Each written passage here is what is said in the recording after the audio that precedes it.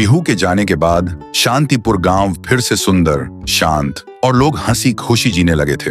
एक रात गांव में एक शादी हो रही थी। पूरा गांव शामिल था। सब धूमधाम से शादी मना रहे थे और तभी गुड़िया जमीन में लेटे हुए आती है और अचानक उठकर सीधा दुल्हन को खा जाती है। ये देखते ही लोगों के बीच में अफरा तफरी मच जाती है। कोई भागता है, कोई चिल्लाता है और वो गुड़िया खड़े होकर एक बच्चों जैसा गाना गाती है और फिर एक के बाद एक सबको मौत के घाट उतार देती है और फिर वो गायब हो जाती है।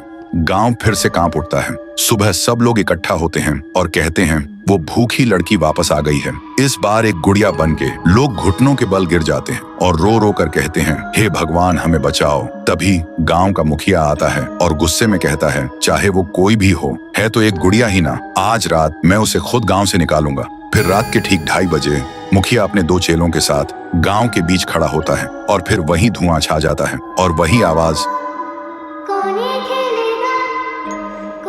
वो गुड़िया धुएं से निकलती है और सीधा मुखिया के पास चल के आती है। मुखिया कहता है, निकल जा मेरे गांव से, नहीं तो तुझे यहीं बिखरा दूंगा। गुड़िया हंसती है और कहती है, तेरे से पहले भी किसी ने ये सोचा था। और उसी पल वो गुड़िया बड़ी होने लगती है और अपनी पैर से तीनों को कुचल के मार डालती है।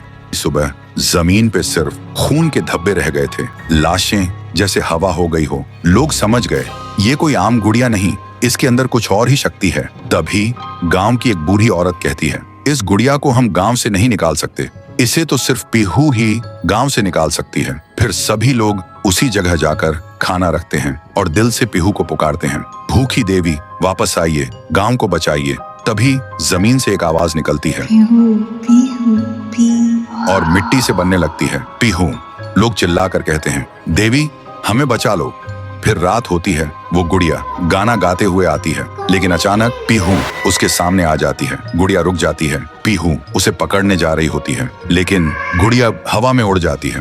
पीहू भी उसके पीछे उड़ जाती है और अपनी आंखों से आग छोड़ के गुड़िया को जलाने की कोशिश करती है, लेकिन गुड़िया एक धुएं में छुप जाती है और फिर अचानक पीहू के पीछे आके उसे एक जोर का वार करती है। पीहू आसमान से जमीन पे आ गिर जाती है और फिर वो गुड़िया पीहू की शक्ति छीनने लगती है। पीहू की ताकत धीरे धीरे गुड़िया के पास जा रही होती है। कुछ देर बाद पीहू जमीन पे गिर जाती है। जब वो उठती है तो देखती है उसका शरीर धुंधला हो गया है और जब वो अपने आप को छू रही थी तो हाथ उसके शरीर के आर पार जा रहा था। वो वहीं गिर के रोने लगती है और जोर से चिल्लाती है, भैया, भैया, भैया। और उसकी आवाज सीधा उसके भाई के कानों तक पहुंचती है। तो दोस्तों, अगर आप देखना चाहते हो पीहू वर्सेस गुड़िया वर्सेस तुंग तुंग तुंग सहर,